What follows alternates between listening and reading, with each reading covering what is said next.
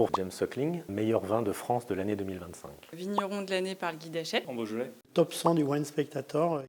Alors, je suis Jean-Marc Burgot, viticulteur à Morgon. Alors là, on est dans le Beaujolais, bien sûr. Je suis Charlotte Perrachon, œnologue ici sur le domaine Château-Bonnet. Moi, Julien, son frère, plutôt sur la partie Viti. Le château, il est au cœur de l'appellation Chénat. Je suis Julien Révillon, propriétaire de la maison Piron, exploitant mais aussi négociant vinificateur. On a été sélectionné par le Wine Spectator parmi les 100 cuvées à avoir dans sa cave. C'est la cuvée Morgon Côte du Py. Alors cette année, le classement James Suckling, classé 120 de France. J'ai eu la chance de sortir numéro 1. On a eu la bonne surprise d'être élu vigneron de l'année par le Guide Hachette. En Beaujolais. Suite à la notation de 2 coups de cœur de nos vins. C'est le Juliana Vieille Vigne 2023 et le Moulin à Vent Petit Brenet 2022. C'est quoi qui fait pour toi un vin d'exception ?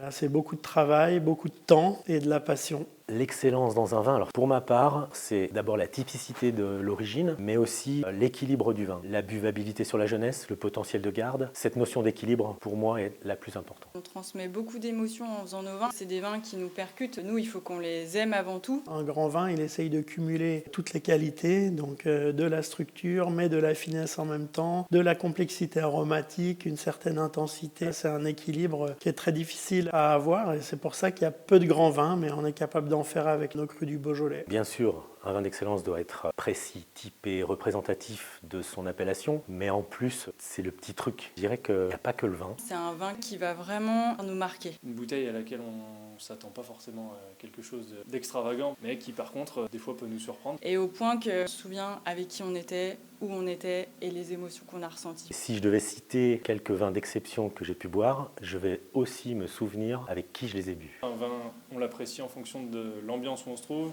des personnes avec qui on va le goûter. C'est le moment qu'on est en train de passer. Peut-être pour résumer, un vin d'excellence, c'est un vin qui marque l'esprit et dont on se souvient, je pense, toute sa vie.